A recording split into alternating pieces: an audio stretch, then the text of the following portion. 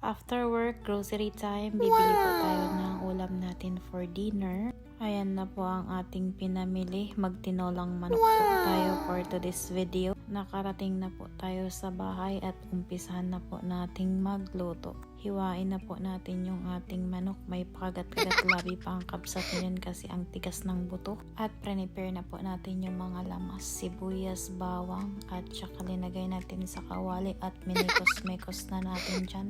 After nyan, kinuha naman po natin yung sayote sa rep at binalatan natin. Thank you po pala kay Ate Bennett sa nagbigay ng sayote fresh from Montreal. Slice dan at isunod na po natin yung spinach. Wala naman po ang palaya or sili.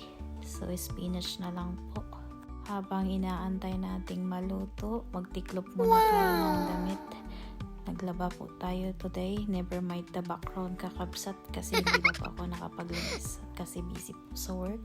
This is the finished product mga kakabsat. Kinolang manok. Very yummy. Umay kayon kakabsat. Tarugyan tayo aglamutan.